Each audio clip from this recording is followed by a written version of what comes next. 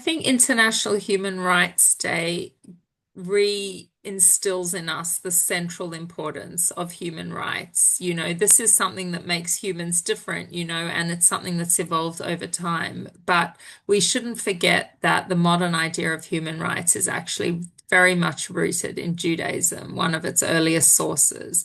So the Torah's insistence that every human being is created b'tselem Elohim, in the image of God, was at the time a very radical universal baseline of dignity. And, we should remember and be proud of the Jewish roots of human rights when we celebrate Human Rights Day. Now, you've just kind of given us a biblical origin of human rights, but obviously our concept of human rights today is very much based on the Declaration of Human Rights. And I understand that there were a lot of Jews involved in authoring that as well. Yeah, and I think, it's because of that history and the role of the Torah and, the various Jewish learnings that Jews were really the natural and central architects.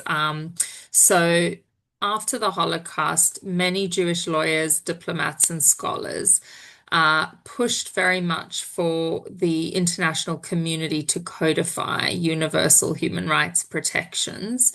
And René Cassin, who was a French Jewish jurist, played a really central role. He was one of the co-drafters and central architects of the Universal Declaration of Human Rights, along with Eleanor Roosevelt. And, that has really, I think, set the framework for human rights in international law. Now, the term human rights, it sounds very exciting, but what exactly are the universal human rights? Well, that is a very big question, and they're ever evolving. I think sometimes we hear debate and discussion. Sometimes we hear, human rights are framed as somehow also being accompanied by human responsibilities. But at its core, human rights are inalienable rights that derive by virtue of us being human beings. They're not rights that we have to earn. So, for example, the right to freedom of from torture, the right to freedom of expression, freedom of religion, all of these rights, the right to freedom from discrimination. These are rights that are intrinsic, and we have those rights, frankly, irrespective of what kind of human being we are. And we should remember that as well, because, as a minority community, we have often borne the brunt of very significant human rights abuses over time. And we should remember that we are just as entitled to those human protections as anybody else. Right. But given ongoing human rights abuses across the world, does the Universal Declaration of Human Rights actually serve any purpose? Or is it just something that it's nice to aspire to, but it's never really going to happen?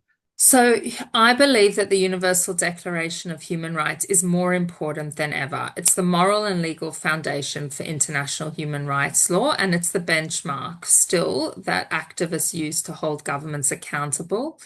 It's shaped constitutions, treaties, it's shaped legislation, it's shaped decisions in courts worldwide.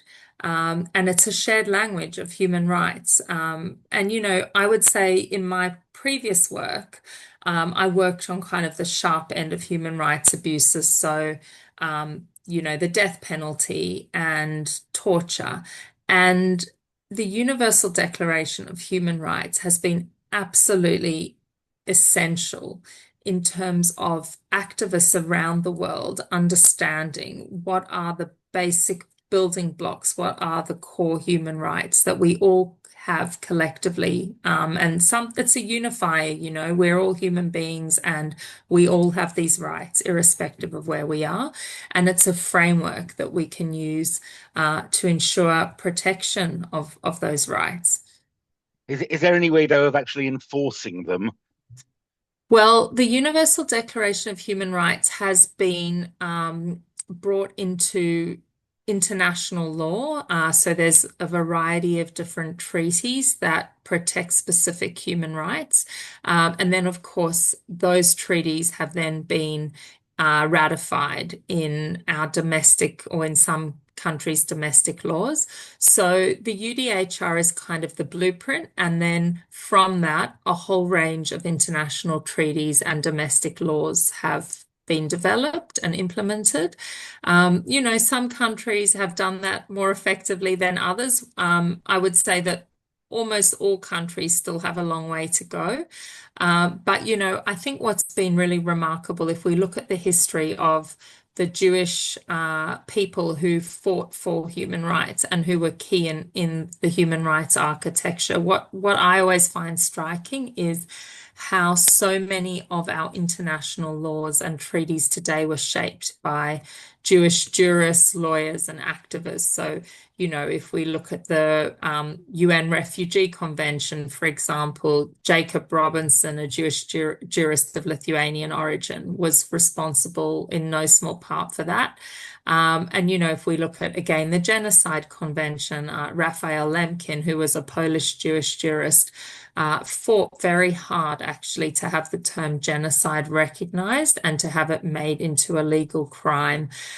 So, we have been as a people at the forefront of the battle for human rights, and we shouldn't let anyone else in any way negate that or set the narrative or in any way diminish the role that Jewish people or the Jewish communities around the world have played in advocating for human rights, not just for our rights as Jewish people, but for the rights of all human beings and including other minorities. The human rights are rooted in Judaism. They were enshrined or encoded into law or into a declaration by Jewish jurists. But in this day and age, a lot of people would say that Israel is one of the chief infringers of human rights, whether you're talking about genocide, whether you're talking about freedom of religion, whether you're talking about any kind of discrimination. And what do you say to those people? I would say that, we hear and see the libel, the smear campaign against Israel constantly, and we should not buy into it. Israel's actions should, of course, be scrutinized, just like any other democracy, but that scrutiny needs to be honest, it needs to be contextual, and it should be free of double standards. When Israel is singled out or demonized in such a disproportionate way as it is globally, it ceases to be a human rights criticism and it becomes something else entirely. And the thing I would say here is that those people that criticize Israel fairly, there's absolutely nothing wrong with that. We should absolutely hold Israel and its government, its policies to account by international standards. But we should recognize when that narrative actually morphs into a racist hate movement against the Jewish people and against the single Jewish state. Okay, so closer to home, what's the relationship between the ECAJ and human rights? Does the ECAJ play a role in upholding and campaigning for human rights? The ECAJ has worked since 1944 to protect the rights and safety of Jewish Australians. But also, we have worked tirelessly to advocate for the rights of other communities too. We've been at the forefront of the civil rights movement. We supported the voice, and we continue to support a whole range of communities and work closely with other communities who are also experiencing racism. We work for a society that's free of anti-Semitism, and a society where Jewish life is protected and celebrated, and Jews are free to express themselves and enjoy their full freedoms just like anybody else. As it's understandable that our community has become very disenfranchised in the international human rights movement. We see, a great deal of bias and unfair treatment at the United Nations, and a failure to recognize in many instances the severe rights abuses that took place on October 7th. We've seen rape denial, we've seen denial of Hamas's genocidal aims.